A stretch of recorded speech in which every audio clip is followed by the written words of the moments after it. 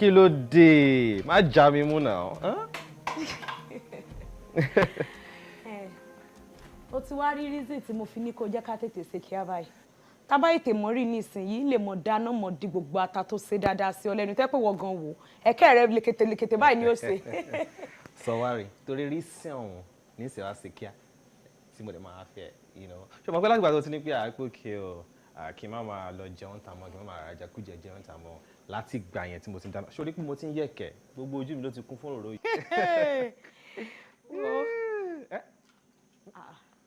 Ìwọ àti Joy máa wọ́wọ́ rẹ o. Má worry o ti kọ́ mi mo ti di pro. Ìwọ àti Joy sá. Ọwọ́ ṣòro rẹ̀ yìí orin tí wọ́n sọ lọ́wọ́lọ́wọ́ ń sìn gbẹ́sẹ̀. Kí ni? Wọ́n ṣe kí ẹ̀jà rẹ kó jẹ́ ká dáná. O lè gbé bọ́ọ̀dì báyìí ṣo lè gbé bọ́ọ̀dì máa yá gbé.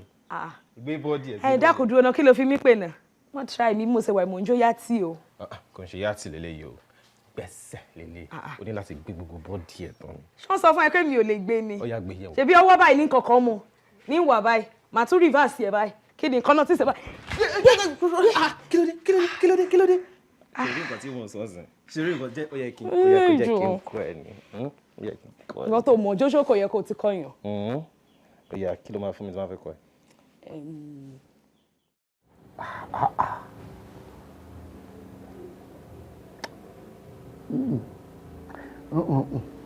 Ẹ wo mi ò gbà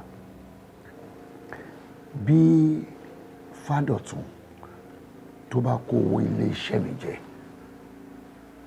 owó ẹ̀ ló kó jẹ bàbá ẹ̀ ni mo jẹ ó tẹ́ mi lọ́rùn àmọ́ ìwo ni ti àtọ̀hún rìn wá tí mi ò mọ iye tó ṣú tí mi ò mọ ibi tó ti ń bọ̀ bẹ́ẹ̀ kọ́ chief mo kó ó gbọ́dọ̀ ní àpèjúwe.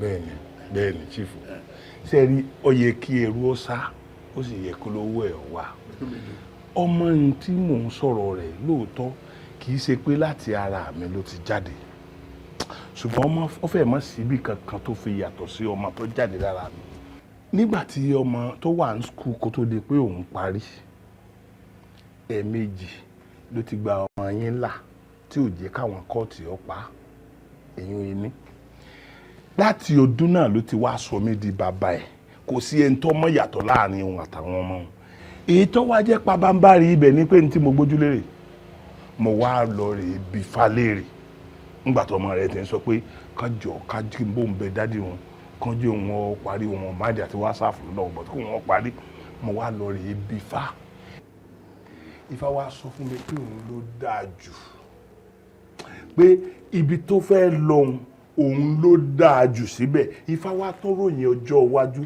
bí ó ṣe dùn bí ó ṣe lárinrin èyí ló jẹ́ kémi náà gbà pé nígbà tó jẹ́ pé tí Ifá sọnù ẹ̀jẹ̀ àkókò fọwọ́ sí. ẹ ti parí ẹ sọ yẹn tẹ́lẹ̀ ẹ ti di fásì. mo ti di fásì. Ifá òde ní parọ́. kò ní parọ́ o kò ní parọ́ ẹgbẹ́ àti ìfẹ́ dàpọ̀ tó lọ. àlàyé yé mi màá tún gbéyẹ̀wò. ojú rẹ̀ ti tí bí n tí rí aláti. ẹ má màmá dúró de kọ́tọ̀kọ́tọ̀ táwọn oníbáǹkì wọ̀nyí aláàtì má lè má wà. rí mo ti ṣe lẹ́sẹ̀kẹsẹ̀ wọ́n dẹ̀ ti yọ lówó tèmi. lẹ́yìn wákàtí márùn-ún. bẹ́ẹ̀ ni ó dájú pé ó ti débẹ̀. ṣé bí ó dàbí 2.5 lẹ pé.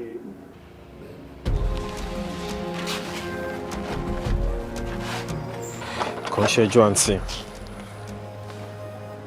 if not for poverty kádàrá ò kàn ṣe kọ́lá ìgbà ni torí ká ní pé èmi náà ní owó tó jọjú lọ́wọ́.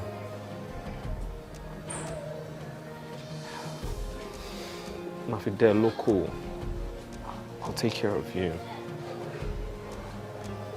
And by so doing, we'll be able to spend the rest of our lives together. Well, it's what it is. Bambo, ẹ̀rù ló ń bà mí, àyà mi ń já. Fọlákẹ́mi, ẹ̀rù kí ló ń bà ẹ́? Ẹ̀rù wípé mi ìfẹ́ kó kọjú mi sórun alẹ́. Ṣó mọ̀ pé kúrò lójú ní kúrò lọ́kàn. Tí mo bá lọ nísìn tó bá rí mi, ó ṣeé ṣe kó fóbìnrin mi lóyún. Mi mi sì fẹ́ kí ó ṣẹlẹ̀ àti pé mi fẹ́ kó fẹ́ lò mí àmọ́ èèyàn ọkùnrin rèé ẹ lè mára dúró sinimá ní ẹ áńgúrò kan ẹ̀rù tó ń bà mí nù. Lakemi, I know out of sight is out of mind. But wait, ṣé o lè gbẹ̀rín mi jẹ́ ni? Don't you trust me? Look, let me tell you something. You're a part of me.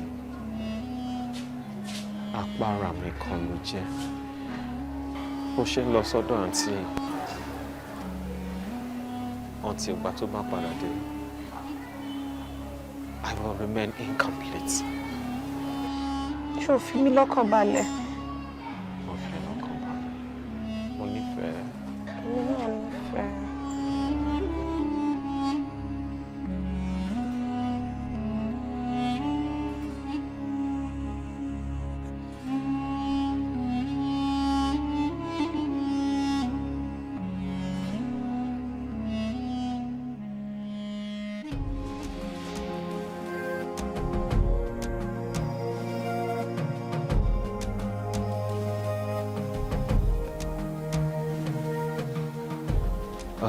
Sir, good morning, sir. Bambo. Sir, Yeah, how was the night? very well, and yours? Okay, sir. Yes, sir. This is for you, sir. Document àwọn investigation tí mo ní mo fẹ́ ṣe ní sales department yẹn. Àwọn ni. Oh, okay. Yes. Mo realizing pé àwọn allocation àwọn products wa tó ń lọ sọ́dọ̀ àwọn customers ó máa ń lọ sí ọ̀dọ̀ particular set of customers all the time. Tó wá different pé àwọn tó kù tó bá order fún 3 trailers ńgbà mí ẹyọ kan ṣoṣo ni wọ́n máa rí gbà. Ìyẹn túmọ̀ sí pé time produce kò tó demand. I would say yes and I would say no. But nǹkan tí mo realize ni pé ní sales department wọ́n ní àwọn favourite customers wọn. And láti bí ìwádìí mi mo realize pé tó bá ti di pé majority of the products ti wà lọ́dọ̀ àwọn favourite customers wọn àwọn tó kù wọn ò ní rí. Tí wọ́n bá dẹ̀ ti rírà báyẹn they will be forced to go to àwọn tí wọ́n ní lọ́wọ́ kan lọ rà. Ìyẹn dẹ̀ túmọ̀ sí pé àwọn tí wọ́n rà yìí tán ní púpọ̀ lọ́wọ́ yìí àwọn náà wá fẹ́ make extra owó lórí ẹ̀ wọ́n máa gbówó lé. Kí ni rádaràdà yìí? Kí wá ní effect yẹn lára products wa? Sir, the effect is actually very huge because tó bá ti di pé wọ́n ti inflate prices tí tọ́jà ìfi lọ́ta, and let's not forget that we have competitors. It's not like our product is anything extra better than theirs, but nǹkan tá fi ń leverage náà ni customer relations tá ní pẹ̀lú àwọn èèyàn wọ́n dẹ̀ ti ń jeopardize. So at this very junction, regarding the increments in production, I would advise we do that because tabani more products on ground ó máa enhance wa láti balance distribution yẹn taba ti bẹ̀rẹ̀ sí ní mójútó. So like kí ni Yorùbá máa ṣe báyìí? This is what I came up with. Rather than having the sales department come and handle everything, kí gbogbo ọjà máa jáde through wọn alone, why don't it start coming through your table, sir? And they might make a mandatory fún wọn pé kí wọ́n submit a comprehensive list gbogbo àwọn customers wa. So with this, okay, we have 100 customers. Amali gbéyẹ̀wò síra wọn, okay, we want to start producing 2,000 every week or every day. Ibi tó sọ̀rọ̀ dé gbogbo ẹ ti yé mi. Tí price wa tí ó bá ti wà uniform. Yes. Ó máa kó bá àwọn products yẹn. Yes. Ìgbà táwọn kan bá ń tà sókè, táwọn kan ń tà sílẹ̀, á dàbẹ̀ ni pé àmọ́ ń tà ń ṣe. Sure. Yeah. Okay. So and all our competitors máa ní upper hand lórí wa because àwọn èèyàn máa fẹ́ máa lọ sọ́dọ̀ wọn because wọ́n mọ̀ pé táwọn bá order ọjà wọn wọ́n á rí gbà on time then price yẹn dẹ̀ ní vary fún wọn. Mo agree pẹ̀lú ẹ láì tí ká report yẹn. That's good. All right. Okay. Fúnmiláyè kí n go through it. Okay, sir. Thank you very much, sir. Ó ní àwọn other documents kan tí máa ní láti forward sí email yẹn, sir. But mo fẹ́ kẹ́ go through eléyìí náà kó tó di pé mo send yẹn sí. Okay, sir. Okay, thank you, sir.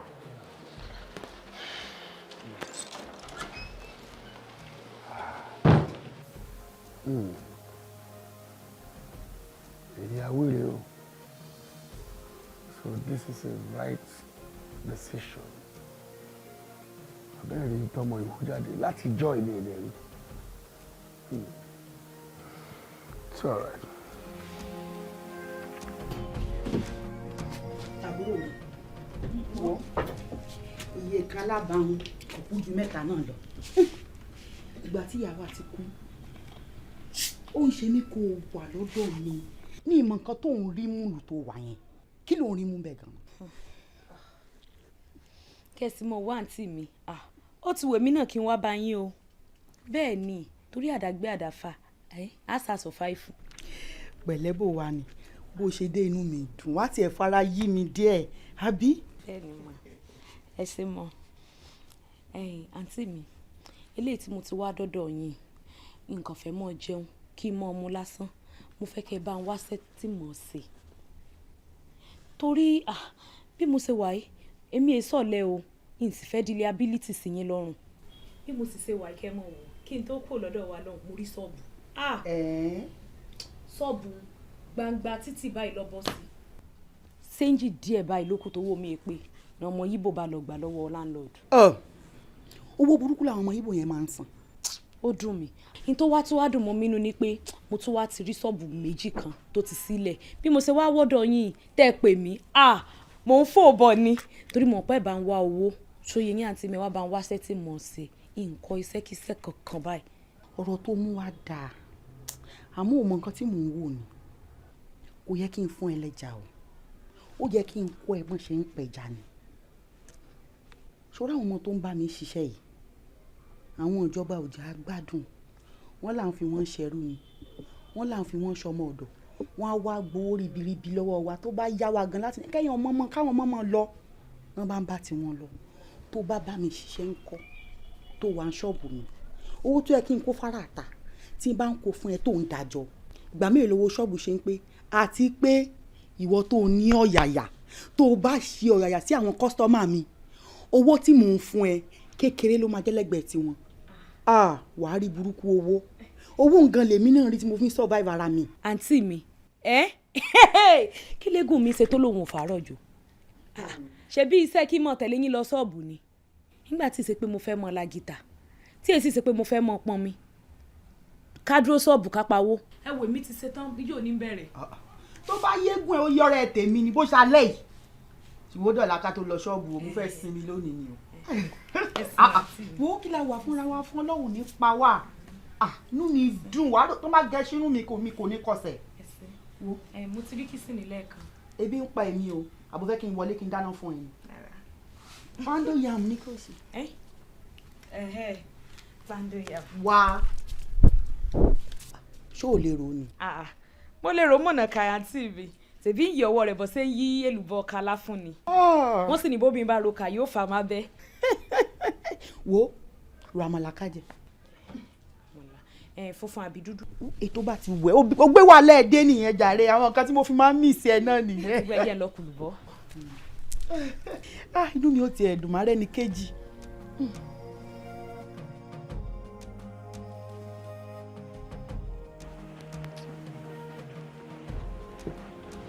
Daddy,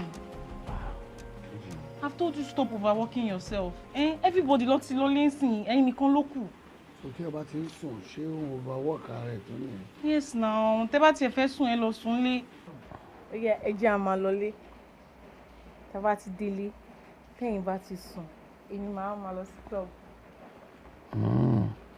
Wàá gbé mi lọ́lé wàá rẹ̀ mí tẹ́ bí ọmọ òkókó. Why are you acting like you're jealous? Ìwà wa máa gba club lọ. Kò yẹ kó rí bẹ́ẹ̀. All right, máa lọ́lé pẹ̀lú ẹ. With a promise. What? Tá bá ti délé, ẹgbẹ́ mi ló máa sùn sí. Wà cancel club lé nìyẹn kọ́. Daddy, I cannot cancel club now, It is ladies' night. And àwọn ọ̀rẹ́ mi wọ́n ti ń dúró dè mí. Ẹ máa lọ sí ladies night. Kò fi old man tí ò wúlò fún ẹ̀yìn, tí ò jámọ́ kankan, kò jù sílẹ̀ kó máa lọ. Daddy, how you doing like this now? I'm your daughter, your one and only. My daddy. You know, it's just me and you. Ẹ lè bínú sí mi náà, ó yá let's kò sí problem. ewele apun ilẹ̀ pọ̀n tó tóbi tó yìí ó dájú ó dá mi lọ́rùn ó lè ṣù ó yí mi lórí. All my sexy ladies all my sexy mamas Jojo, Juju, Chuchu, Titi, Kiki, Tola, Yeye, Bibi, Jojo, Chuchu, Titi, Kiki, Tola, Yeye, Bibi, Jojo. Give me back, baka boom boom, back baba boom boom. How you doing? How are you? Just she not see like that. Waist tiny like London Road, baka big like Dubai Road. Body yours with the make fan code. Give me small challenge, make I woe you, make I wire your account. There is nothing that I can't. Baby, sure you go waste my plans. Like if I'm my, oh my God. They will happen. Il est bon. Toto bitoi. Otage. Odami lorun. Olesh. Oyimi lori. All my sexy ladies. All my sexy mamas. Jojo, Juju, Chuchu, Titi, Kiki, Tola, Yeye, Bibi, Jojo, Chuchu, Titi, Kiki, Tola, Yeye, Bibi, Jojo. Give me back, baka boom boom, back baba boom boom. How you doing? How are you? Just she not see like that. No time, me roll your back. Why you this slack? Why you do like I can't do the act? Why they act can't do like that? Why you no one make a hold your back? Jojo, come and sit daddy. I'm a sugar, you are the sugar in my tea. I am your sugar daddy. You will happen. Il est bon. Toto bitoi. Otage. Odami lorun. Olesh. Oyimi lori. All my sexy ladies. All my sexy mamas.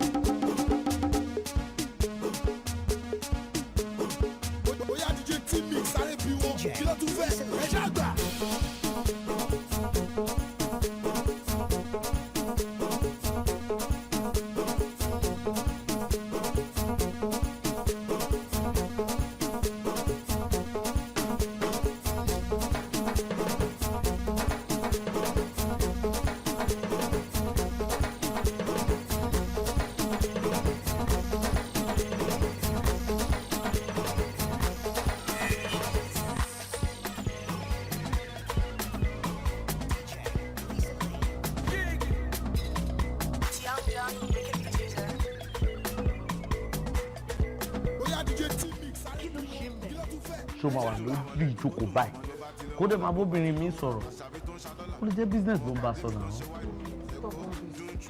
irọ́ ni gbogbo yẹn náà kò fásílẹ̀ lórí ìjókòó lọ́wọ́ èyí tí òun lè gbà rọ̀ ẹ̀.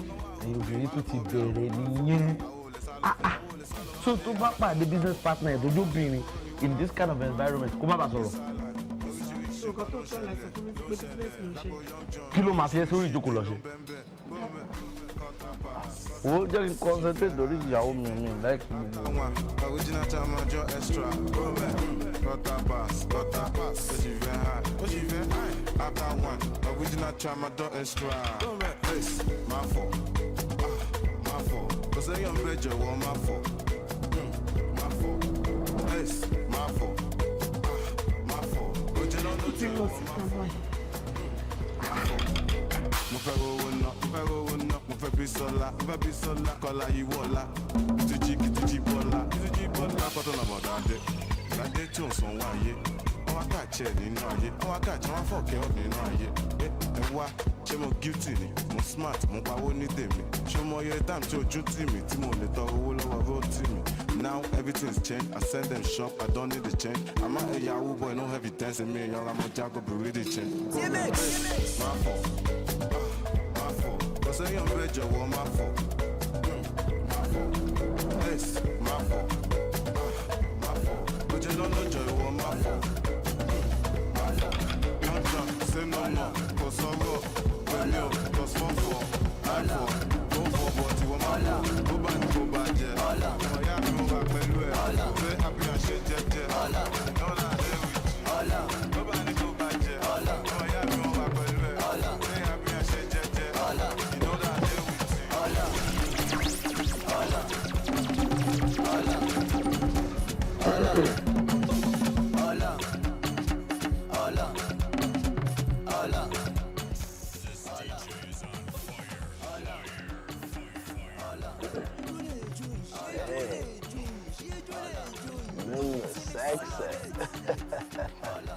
Hi. Hello. Hey, easy. I'm sorry, I tripped. Yeah, it's okay. It's alright. Me feel we are castle. No, I don't feel safe in your car. I have my car. We can chat there. Okay.